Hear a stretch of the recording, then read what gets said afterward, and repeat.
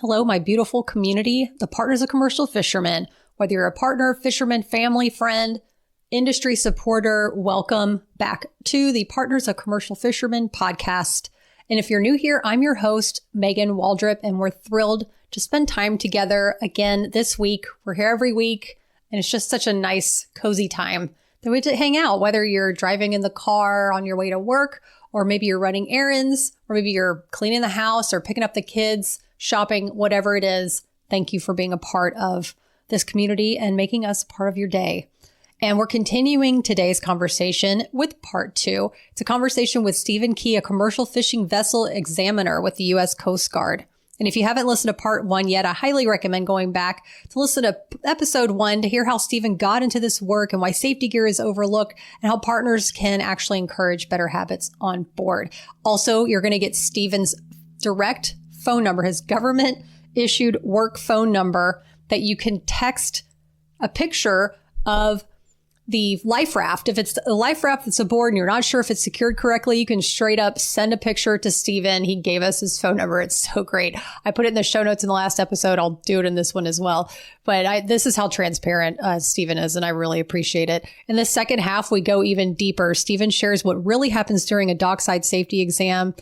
And it's not as scary as it sounds. And this, for me, it was really informative as a partner because I really don't understand what it entails. Like, what do you need? Is there anything that I can do as a partner to help my fishermen get more prepared? I know some fishermen and partners work really closely together when it comes to the fishing business. Maybe you're a fisherman with your partner, or maybe you help get everything ready aboard. But even if you're not as close as some partners, it's also really empowering to understand how it all goes down and also to know, oh, wait, they're out there to make sure that the fishermen have everything they need to be as safe as possible on the seas, which is great.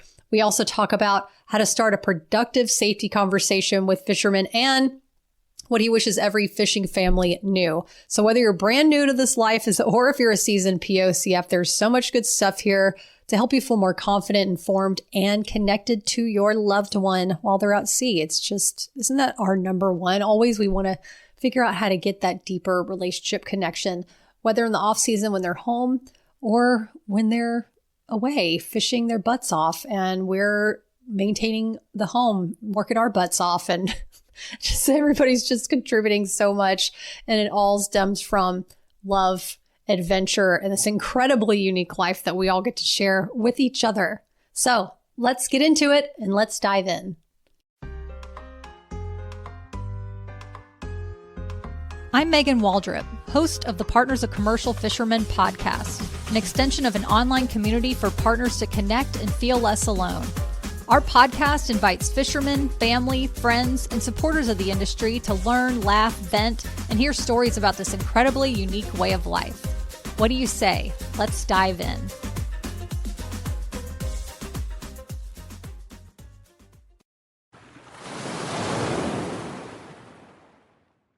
There's one subject that we're constantly talking about, whether on the podcast or in our Partners of Commercial Fishermen community, and that is safety. And here's a hard truth. Did you know 8 out of 10 fishermen lost at sea weren't wearing a PFD? It's time to change that. At Kent Safety Products, they make life-saving gear designed for real fishermen. No bulk, no hassle, just protection that works when you need it most. They also have the most Coast Guard approved PFDs on the market. So whether you're fishing in hot or cold environments, a fisherman can find one to fit their needs. And partners, let's just pause for a moment and think about how much it would ease stress to know that your fisherman is protected each time they go to sea. It's a lovely thought, right? And as a side note, we only partner with companies that have heart, those who truly want the best for our fishing communities and have high quality products. That's why I am proud to have Kent Safety Products as a sponsor. Visit kentsafetyproducts.com and find the right PFD for you and your fishermen. That's kentsafetyproducts.com. As you know, safety is one of our biggest concerns as partners of commercial fishermen.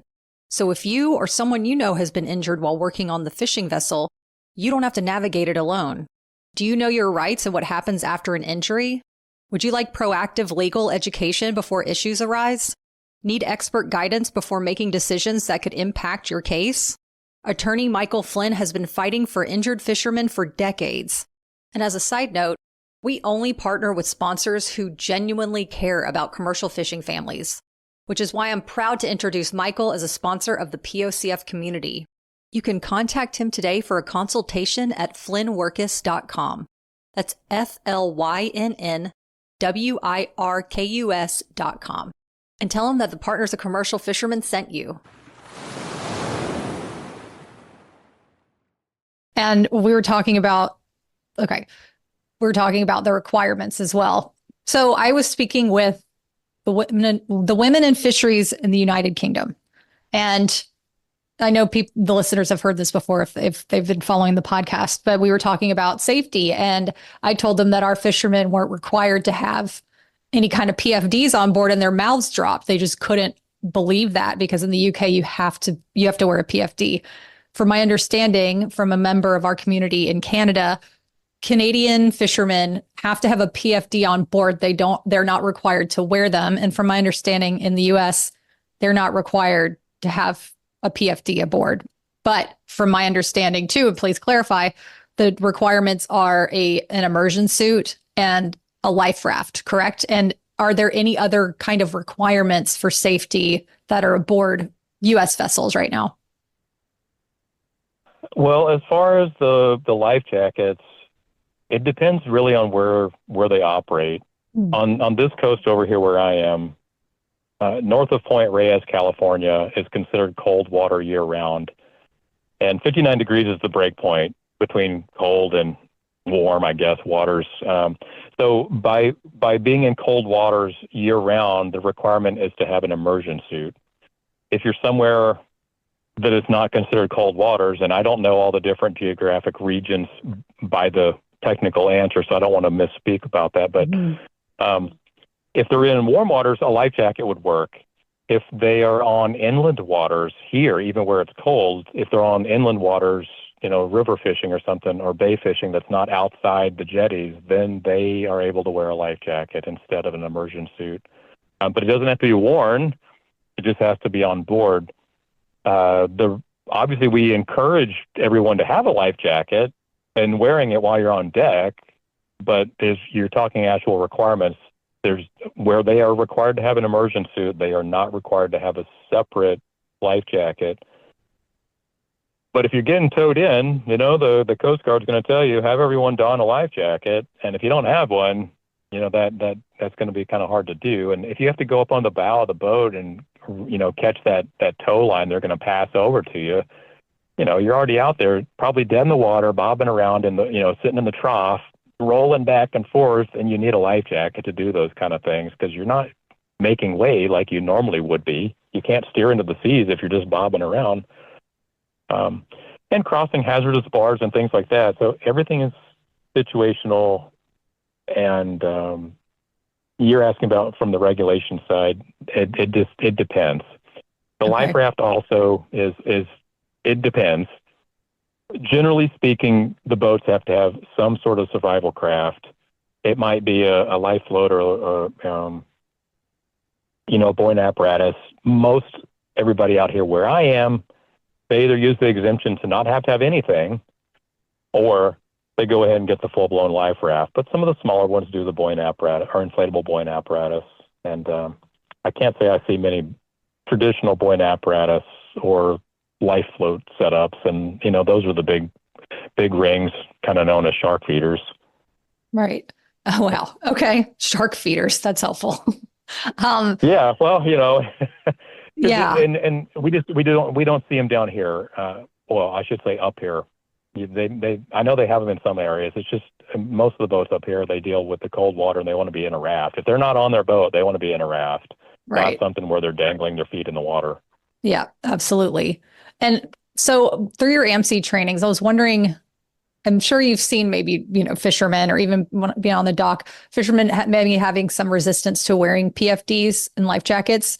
But I was wondering what's changing in that space, or what have you seen during your AMC trainings that have kind of turned somebody from being like, I don't really want one to, oh yeah, I see this as an important tool for me.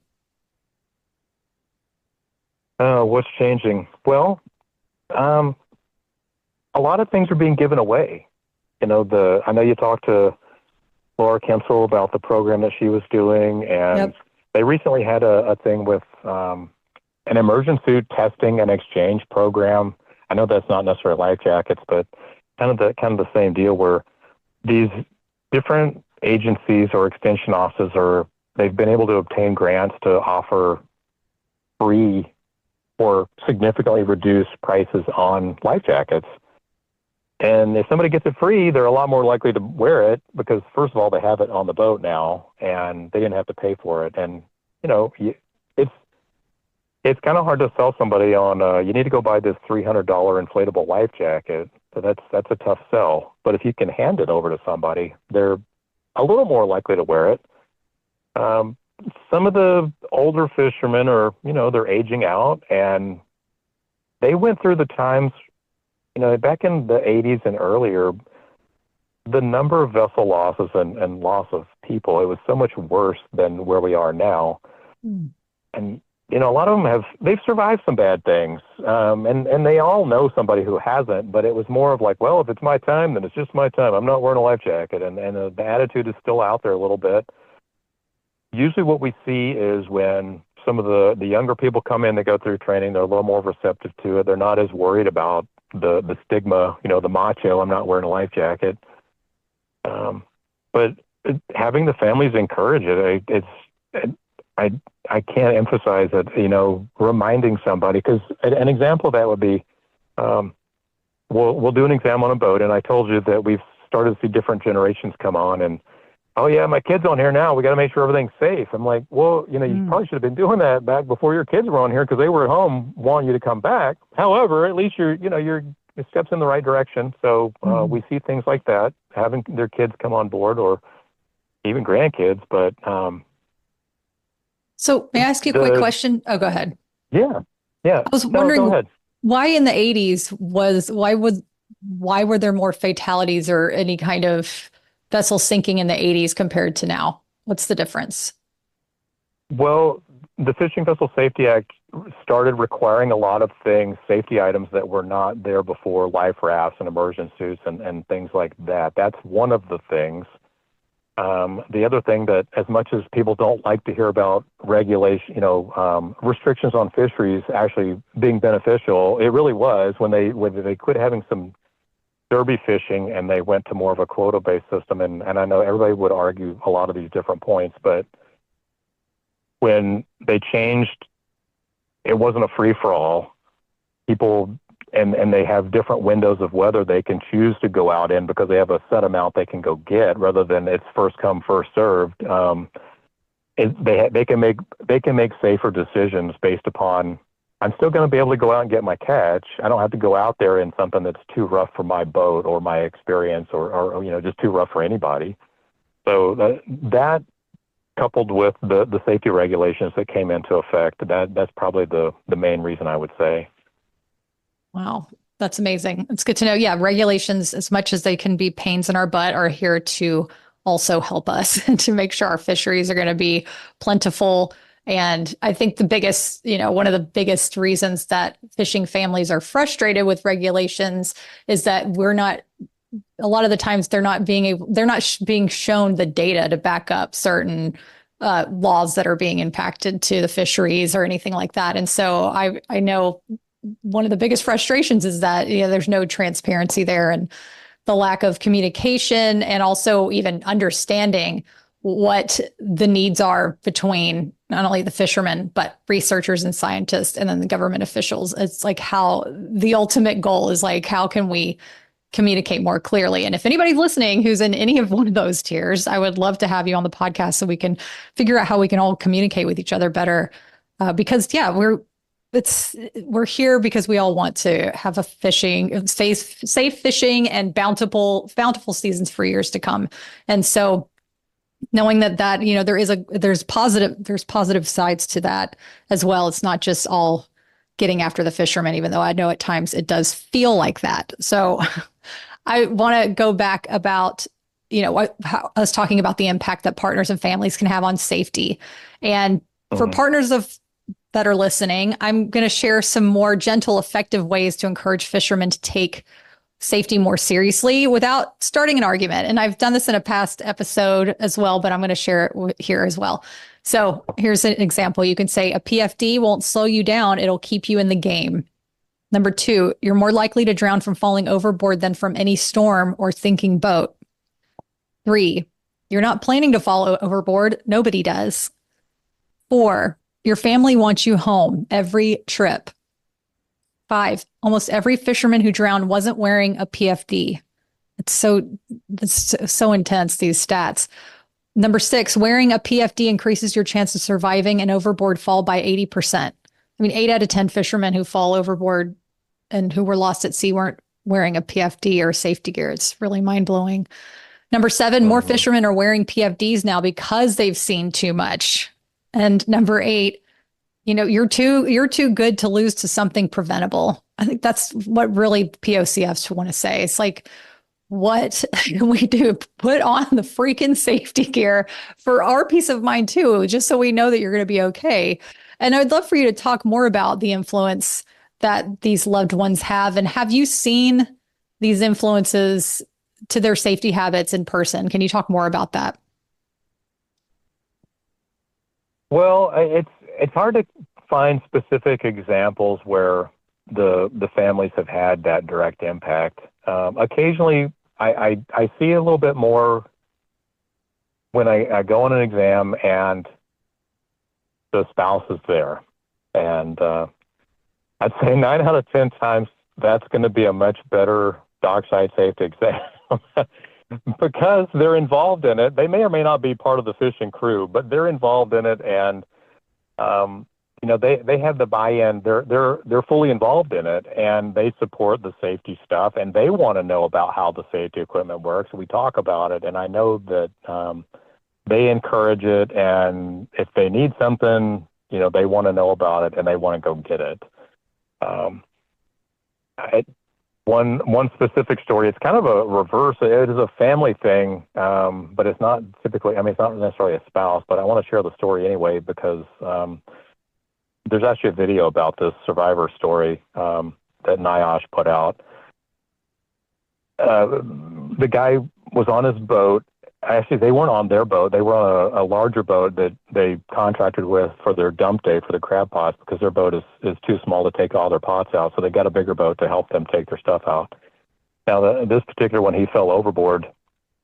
They just took kind of a roll that made him lose his balance. He fell overboard, and the life ring was actually blocked by crab pots because, they stack the thing up as much as possible, take as many as they can.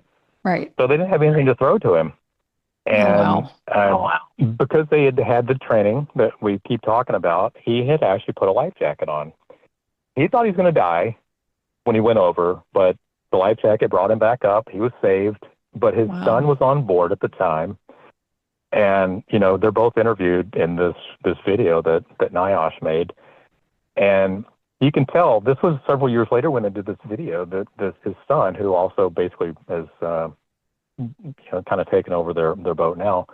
And again, he's one that I've seen the grandkids. That's how this family is. Mm-hmm. And he was tearing up thinking about how he almost lost his dad there looking in plain sight, but they just couldn't find anything to throw to him. So anyway, that's now he, of course, always wears a life jacket, and they made that video to spread that message.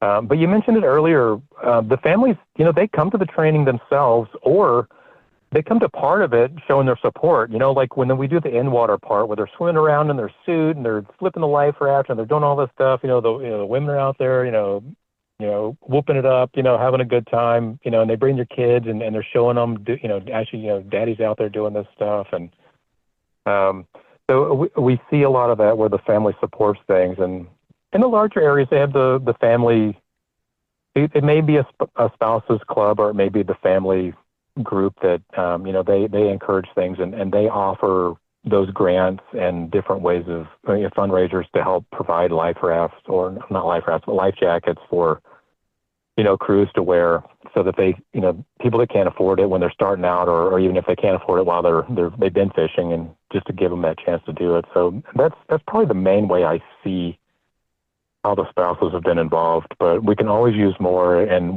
this message you're trying to encourage the partners to, be proactive and say, look, man, there's somebody at home here waiting for you. We love you and we want you back. Right. And sometimes maybe it involves the financial discussions like, look, you don't have insurance, or even if you do, it's like, it's going to take a while to get the insurance because they're not going to give insurance right away to no body. We got to have a body. Wow. So not only is it's a mental thing to put a body to rest for closure, but it's a financial problem.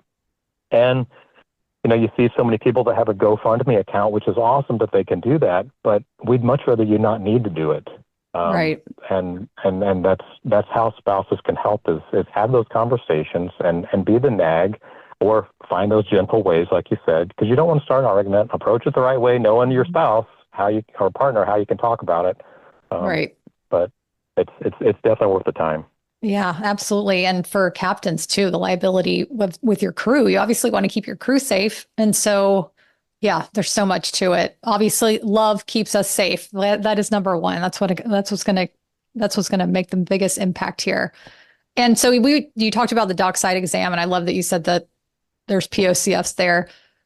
For POCFs who's curious, because I'm sure fishermen are more familiar with this, can you tell us what exactly is a dockside safety exam? And yeah, what does it entail? And is it something that fishermen or POCF should be nervous about, or is it more supportive? What is that like? Well, in general, it's a compliance check, and keep in mind it's a difference that it's a compliance check. It's not a law enforcement boarding. We're strictly there to help. And of course, the attitude that the examiner is presented with is going to dictate the attitude that they're going to have with the person. If somebody calls to schedule an exam, if you don't know what you need to do, please ask. We want you to be as prepared as possible, because it's a morale breaker when you try to pass an exam and you get very frustrated because you didn't know what you were doing, and your ego didn't allow you to ask the questions and say, hey, I need some help to prepare for this. Anyway, so what is it? We go on board, we start, and it's based upon all the different aspects of the boat. Are you documented, state registered? How many people? How big is your boat? How far offshore? So we need to know that information, and that dictates what safety equipment or other things the boat has to have on board. So we do a check of all those things. It's, the primary focus is safety, but there are other regulatory things we check, and it gets more intense the larger the boat, and, because higher level requirements kick in for different things. But generally, it's something I think most people should look to it as an assistance rather than a real hassle. I know I get it that it's a hassle to take time to prepare, take time to get the person on board, do the exam, and then if they find something which is not uncommon, hey, you got to get this, do this, and it's hard to take the time out of your season to do that. To try to schedule it, for one thing, when you're not actively fishing, that it's going to be a problem, because everything will go a lot better if you're in the middle of taking on fuel and offloading. Or something like that. That's not the time you want the examiner on there taking your attention away. You need to be involved in doing what you're doing. So the fisherman has to set up. Is that correct? They have to schedule this, and it's a yearly exam? Well, there's a lot of little caveats to this, but generally it's a 5-year requirement. The decals that we issue are valid for 2 years, and we encourage everybody to keep that 2-year cycle going. We will do it more frequently if somebody wants it every year, just to make sure, hey, before crabbing, it's going to be dangerous. I want to make sure my stuff is hooked up correctly. Great. Have us on board. But it's technically a 2-year decal, and it's a 5-year requirement. There are exceptions that some have to have 2, depends on the size of the boat and the age of the boat and things like that. So if you have any question, as a boat owner, definitely ask. If somebody carries a fisheries observer, which a lot of that has also been reduced recently, if they carry an observer, the observers require a current decal. So basically, if you carry an observer, you're pretty much on the 2-year program, no matter what the actual Coast Guard requirements are, because you need to keep a current decal. But we're available anytime to do that. At least in my area, we are. I can't, like I said, remote areas in Alaska, it's not quite the same. They have to really schedule things because they're taking planes to get to different locations, and you live in a different world in different locations. So I can't speak for everybody. Got it. So when you say it was a 2-year decal, but then you said 5-year requirement, was that the word? What is the difference there? Well, so the requirement is you must pass a dockside exam every 5 years. Okay. If you commercially fish outside of 3 miles, which is basically when you cross from state waters to federal waters, you need to have a dockside exam every 5 years. Okay. It's very confusing, and I've had this conversation with so many different people. Initially, there was going to be a certificate of compliance issued that was part of this program. When all this became mandatory, this is when all this changed. The certificate part never evolved. It just didn't happen. So we still have the decals we issue, and there's still a 2-year decal. And they have changed it to where some vessels are required to still do a 2-year based upon the age of their boat and the size of the boat. It's the larger ones, like 50 feet and bigger and 25 years old, that sort of thing. They're still going to need to be on a 2-year cycle, and others, the smaller fishing vessels, they can be on the 5. Again, we encourage the 2 because it's something that we want to come on there and help you be in compliance. And you asked if it's something they should be nervous about. It should actually be something that helps you be less nervous when you're out there fishing. We don't prevent you from getting boarded. So just to clarify that, because for a couple of reasons, we don't see your boat fishing. So we don't see your gear, we don't see your permits, we don't see your catch, and we don't see your boat in an active environment, rocking and rolling where it might be unstable or it might be just fine. So we don't see that. So you're going to get boarded either way, whether you've had the dockside exam or not. But the selling point is if you know everything is good to go, everything's compliant. I don't have to worry about it. I'm honest with my fishing, so I'm good there. And now I don't have to worry, I have some expired flares. No, you don't have to worry about it because we already checked it and went through it with you. And you can just, all right, come on here. Let's expedite this. I've got stuff to do. Come on here, check my stuff, and let's get you out of here. And it makes it much quicker. And you can just let your guard down and not feel this panic, like I need to hurry up and run back into port because the boardings are happening out here. So I think it should ease the stress if you actually take it for what it can be. Got it. That makes a lot of sense. I like the idea of making it a quicker boarding process and going through that whole thing. So, okay. So we clarified a little bit was the 2-year decals, but within a 5-year period, they have to have passed these exams. But really, it sounds like depending on where you are, it's every 2 years because you got to make sure you get that decal updated, correct? Yeah, generally speaking, if you just go by the 2-year rule and just disregard that 5-year possibility, what I would say is if you're in a panic mode, you have that 5-year window, right? So try to keep it current. But if you need to slide it a month or two because I'm in the middle of fishing this season, I'm doing something different this year, right? I think, well, I normally would have gotten it done in August, but I had to do this different fishery because the quota limits or whatever, right? Well, do it in October, before you go crabbing, but after you got done with whatever your August fishery was. You have some wiggle room in there. Right. It's for your convenience, but it's like I said, it'll help you be in compliance and ease your mind. Make sure that the raft is hooked up correctly, and if the boarding team comes on board, you can relax because they're interrupting your fishing, but let's get them off as quickly as we can because that you're in compliance and they're not going to. They're not going to terminate your voyage and take you back to the dock because, my raft is expired. Right. Okay. Great point. And so what's one thing you wish every fishing family knew about staying safe at sea? The top thing. I know that's hard, but.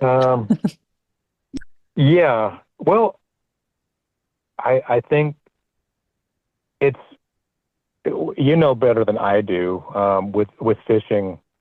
There are a lot of cycles. You have your good years, you have your bad years. And right now, I think overall, we're probably not necessarily in a strong year financially from a fishery perspective. Of course, that varies, boat by boat, fishery by fishery. But generally speaking, the economy doesn't have everybody going out buying a bunch of new trucks and everything right now. So it's hard to sell safety, but the families need to give that support to encourage the safety. And if you can, if you can tighten the belt just that little bit to make sure your safety stuff is where it needs to be, it is well worth it, because,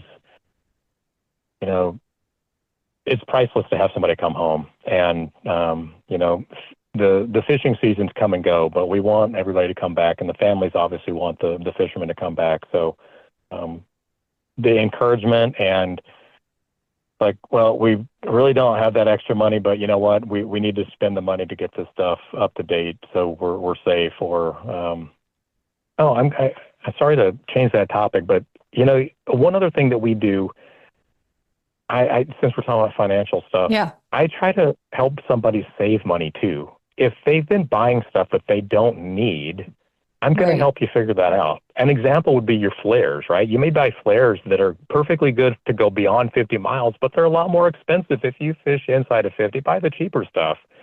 They'll still work, and chances are you have the ones that are outside of 50. They're expired, but you know what? You can still use them. So buy the cheaper stuff and save a few $100 that year. So there are ways to save money. But anyway, so back to the safety message.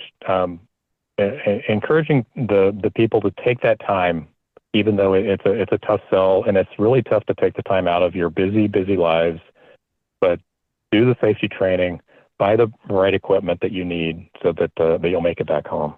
Right. Okay, great. And you kind of touched on the next question, which I was going to ask. What's the one thing you wish every fishing family knew about the Coast Guard concerning fishermen? And you're hitting on one point right there, is the finances. That definitely going to perk up some ears right there. Oh, wait, you can help me figure out what I don't need to spend money on. Is there something else that you wish that every fishing family knew about the Coast Guard and how it relates or helps commercial fishermen? Well, yeah, a lot of people worry about getting fined when they get boarded. But the Coast Guard's there to help, right? If you call for help and you're in distress, the Coast Guard's going to come, and they don't care if you have all your safety equipment or not. That part goes out the window. But we would rather you use us as resources, like the examiners, to help you get into compliance so you have all of that stuff.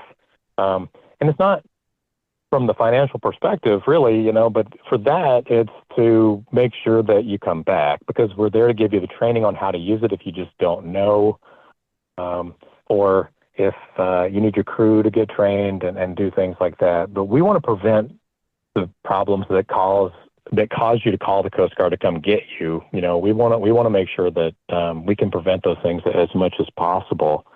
So that's probably what I would say. On the financial side, if you get boarded and you get cited for something, you will get a letter that says, you can get a dockside exam and take care of this, and this goes away after you fix it, or you're subject to go to a hearing officer and pay these fines, and they're going to give you a letter that will state the maximum possible fines. And it's pretty shocking how much it might be as a fine for those expired flares or whatever. So we encourage you to follow that program and get the dockside exam. We'll come out, we'll say, yep, you got this stuff and you're in compliance, and all of it will go away. But about the Coast Guard specifically, the Coast Guard is there. They want you to be safe and compliant. We're not out there to make money. We're not that way. If you do fisheries violations, that's no joke. They give you a major fine. You're talking a few $1,000s for everything that they do. For the Coast Guard, we want you to be safe and compliant. And that's how the Coast Guard is different than the other law enforcement aspects, especially the fishery side of things. Now, if they find you doing something wrong, it might end up costing you a lot more to come back to the dock. We didn't get this stuff updated. Well, now you don't have enough safety equipment. You're going to lose your catch from that. You didn't get to keep fishing. The fuel to go back to the dock, go buy the stuff, the time sitting at the dock to get it, the time it's going to take you to get back out to the fishing ground. So it's going to cost you a lot more money indirectly than the fine itself. So buy the right stuff, keep everything updated, and have us out there to help you out. And that's another way we save you money, because nobody wants to go back to the dock when you're in the middle of a fishing season.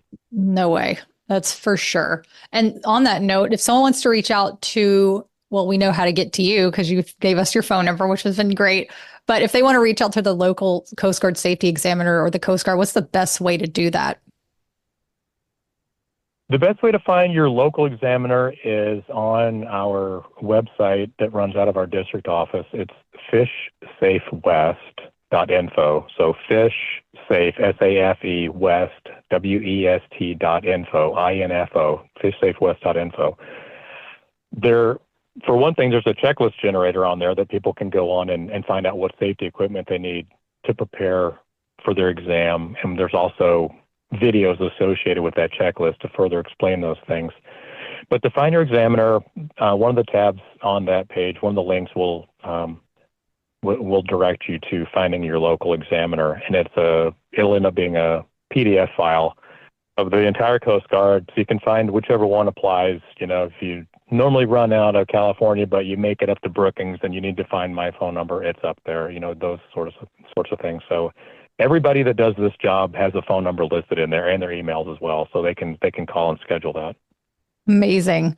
I really appreciate you speaking with us today. I appreciate you listening to the podcast and wanting to share more about the influence of Partners of Commercial Fishermen on safety of our amazing, hardworking fishermen and how we can continue to have them return to port and home year after year, generation after generation in every fishery, from sea to shining sea, across the international waters. I mean, it really means a lot to know that there's people out there who truly care, and to learn more about your background in the active duty Coast Guard and as a safety examiner really shows your heart. And we appreciate that you're out there, and your personality, you specifically are boarding these ships. It sounds like it would bring peace to my heart knowing that you were the guy coming on my husband's boat. So I thank you again, Stephen, for your time. Thank you so much. Oh yeah, well, thanks for having me on here. It's been a pleasure talking to you. And if anybody has other questions, feel free to reach out to me, and I'll be happy to answer whatever I can and be there for you. Great, thank you. All right, thanks. Thank you so much for listening. To support our community, I'd so appreciate it if you'd tap the subscribe button to this podcast or write a review. And if you're a POCF who wants to connect further, go to POCFpride.com for weekly blogs and to learn about opportunities to join our private communities. We'd love to have you.